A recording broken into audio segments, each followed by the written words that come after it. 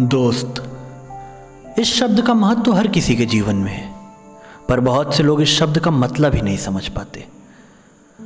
उन नासमझों में एक नासमझ मैं भी था।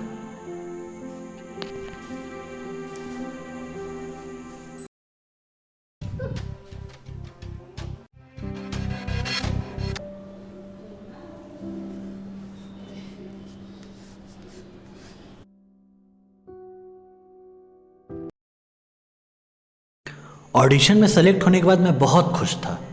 मुझे मेरी सफलता एकदम सामने दिखाई दे रही थी, लेकिन मुझे पता नहीं था कि मेरी और मेरी सफलता के बीच एक बहुत लंबी दीवार खड़ी है, जिसे पार करना मेरे लिए नामुमकिन सा हो गया था।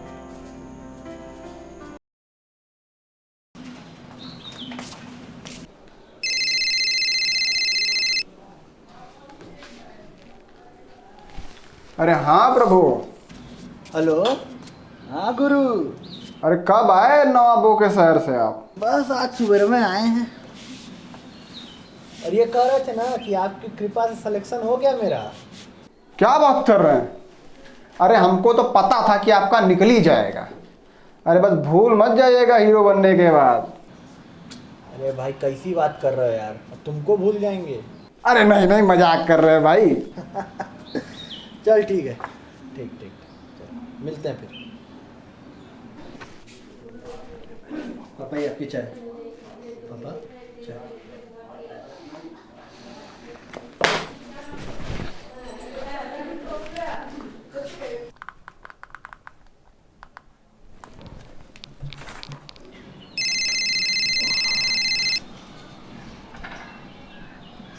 हाँ भाई। हाँ विशाल।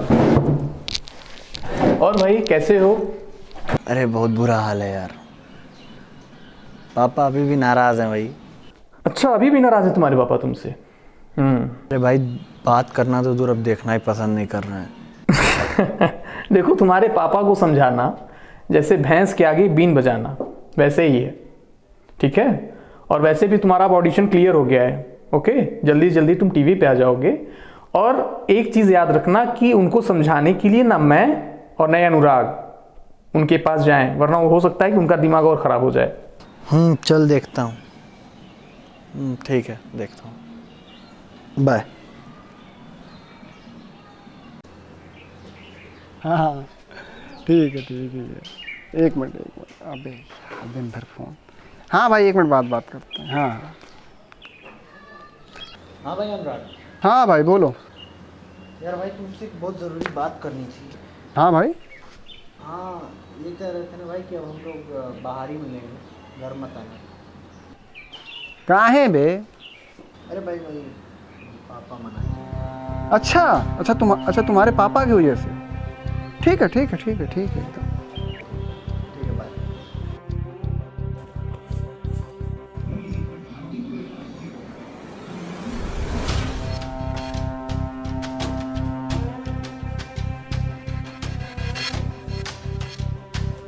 और बेटे बहुत दिन बाद आया आप। कैसा है सब घर? अरे घर का सब अच्छा है ना? बढ़िया है।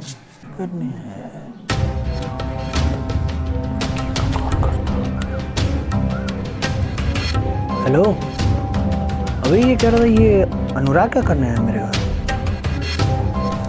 क्या? एक काम करो, सुनो मेरी बात सुनो। वो तुरंत जल्दी से जाओ, देखो वो क्या बोल रहा है। तुरंत फटाफट निकलो यहाँ से। अच्छा चल ठीक है, देखता हूँ। ठीक। और पता आपको क्या हुआ? अरे वो लखनऊ जा। वो एक नंबर का निहायती बदतमीज हो चुका है। उसको समझाते हुए मैं बिल्कुल थक गया हूं। एक माँ बाप अपने बेटे को पालते हैं, पोसते हैं, ताकि वो उनकी उम्मीदों पे खरा उतरेगा, उनके सपनों को पूरा करेगा। अगर उसने अपने मन से फिल्मी दुनिया में जाने का विचार नहीं उतारा तो वो अपने बाप को मरा हुआ देखेगा। सुन लिया ना आपने? अरे अंकल बस आप यहां से जाइए, अब जाइए आप यहां से। आप जाइए, यहाँ जाइए। काश भगवान भी उसे तुम्हारे जैसा बनाता।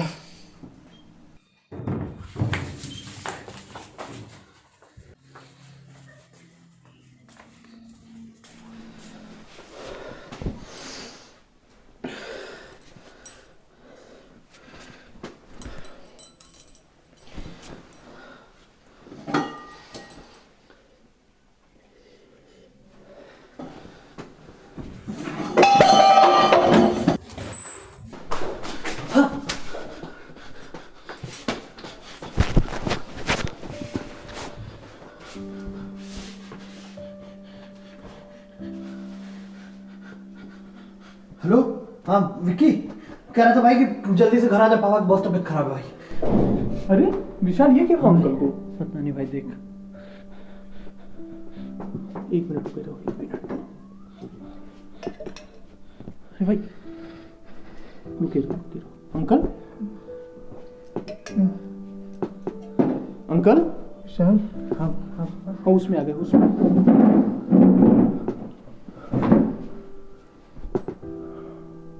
विशाल,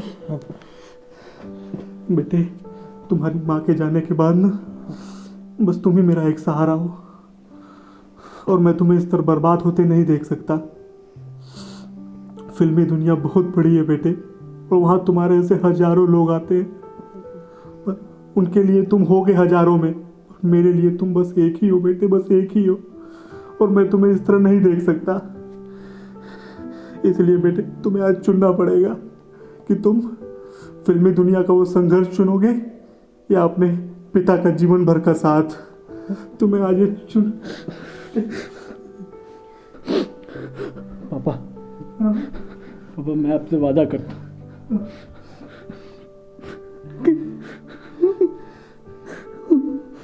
मैं आज के बाद कभी एक्टिंग नहीं करूंगा पापा, कभी एक्टिंग नहीं करूंगा पापा।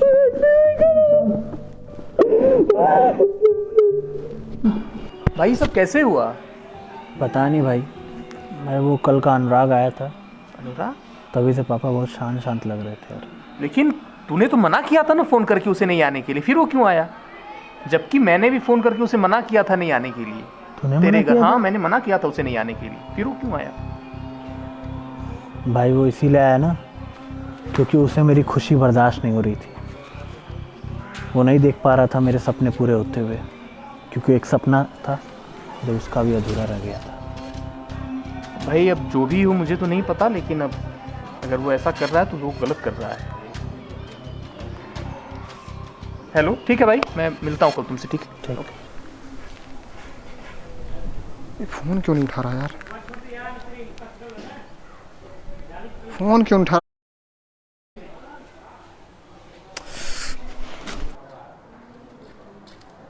भाई फोन क्यों नहीं उठा रहा था? भाई पापा की तबीयत कैसे खराब है? इसका जवाब तो तेरे पास होगा ना भाई। क्या मतलब? मेरे पापा के पास क्या करने आया था? भाई मैं वो उनसे बताने एकदम चुप हो जा तू। भाई मेरी खुशी बर्दाश्त नहीं हो रही थी ना तुझे? भाई तू मेरे ऑडिशन से खुश नहीं ना था? भाई तू नहीं चाहता ना मैं एक्टर बनूं? हाँ बोल ना भाई। भाई देख, जो तू चाहता था आज वही हो गया। आज मैं एक्टर बनने का सपना छोड़ दिया भाई। भाई मेरी बात तो सुन। मैं सब सुन चुका हूं, सब सुन चुका हूं मैं। अब तू मेरी बात सुन, आज के बाद अपनी शक्ल मत दिखाना। विशाल, पता है तुझे तेरे सिलेक्शन पे जितना खुशी मुझे हुई थी शायद में तुझे भी ना हुई हो। चाहो तो मैं थप्पड़ जवाब दे सकता हूँ, पर फिर तुझ में और मुझ में कोई फ़र्क नहीं रह जाएगा। बहुत जल्द तुझे दोस्ती का मतलब और मतलब की दोस्ती, इसमें फ़र्क समझ में तू जा।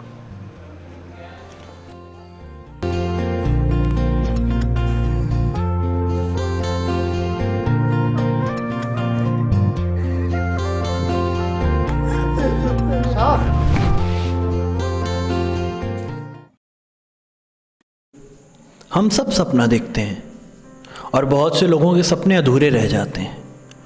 उन अधूरे सपनों में एक सपना मेरा भी था। पर हर व्यक्ति मेरी तरह पागल नहीं हो जाता, वो अपनी ज़िंदगी से समझौता कर लेता है।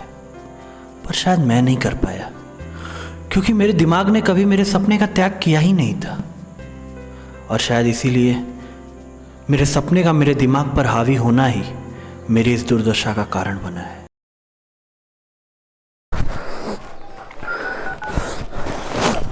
हेलो, हाँ विक्की बेटे, कहाँ पे हो बेटे? जहाँ बेटे जल्दी घर पे आओ, विशाल की तबीयत बहुत खराब हो गई है। हाँ उसको 2-3 बार आवाज़ दिया, बहुत अजीब तरीके कुछ व्यवहार कर रहा है बेटा वो। आप जल्दी घर पे आओ, ठीक है विक्की बेटे? आओ जल्दी आओ। बनोगे विशाल, बनोगे विशाल, जाओ बेटा, भेजेंगे बेटा, भेजेंगे। देखो डॉक्टर विशाल, उनको फिर काम नहीं, डॉक्टर साहब, डॉक्टर मैं विक्की हूँ, मैं विक्की।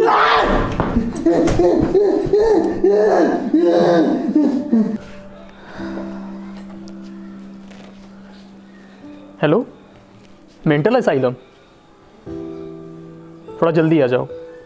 अंकल जोर से पकड़िए उसको, जोर से पकड़िए, जोर से पकड़िए अंकल उसको, जोर से। उधर उधर उधर जा, उधर उधर जा बेटा,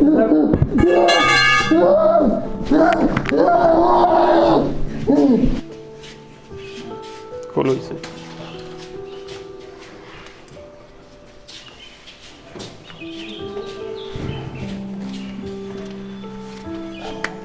ये तुम्हारा बख्शीश। थैंक यू साहब। साहब बोलो। इसके लिए थोड़ा इतना में नहीं हो पाएगा साहब, थोड़ा सा। रखो इसे। और हाँ उमेश, उमेश हाँ ये हमारे अजीज दोस्त हैं, ख्याल रखिएगा इनका। Goodbye sir. तो देखो तुम उस बेवकूफ़ के चक्कर मत पड़ो, समझे? हम तुमसे जो कह रहे हो ध्यान से सुनो। हम तुमको 15,000 रुपये भेज रहे हैं, ठीक है? और वो पैसा पूरा का पूरा तुम्हारे लखनऊ आने जाने में लगना चाहिए और 1 रुपया विशाल का नहीं लगना चाहिए, ठीक है? हाँ, और ये बात उसको नहीं बताना है, ये हमसे तुम वादा करो। मैं विश्वास दिलाता हूँ कि मैं ये बात नहीं बताऊंगा, वादा रहा तुमसे।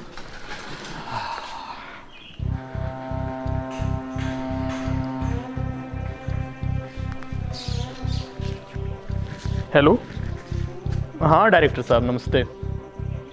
और मज़े में है? वैसे मैं शूटिंग के लिए परसों खाली हो गया हूँ, जो काम था वो पूरा हुआ। अच्छा गुरु, तो जिसलवा का क्या हुआ?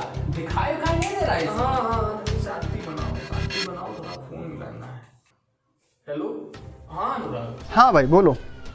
देखो जरा विशाल के पापा के घर चले जाना, ठीक है? उनसे मिल लेना, बहुत नाराज चल रहे हैं।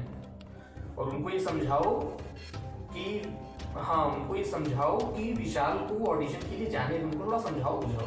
अच्छा ठीक है भाई, देखता हूँ मैं।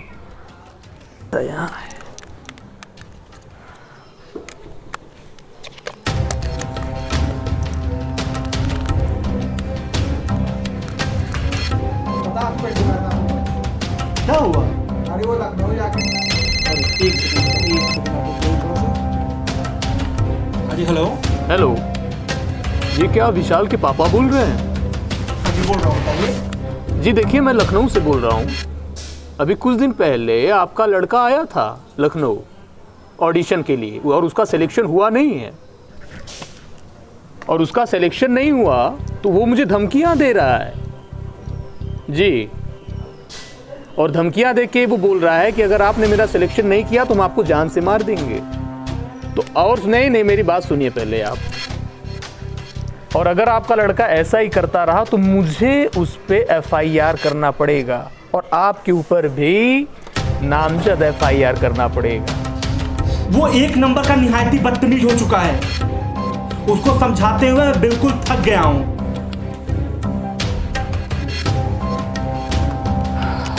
ऐसा कोई गेम नहीं जहां हमारा नेम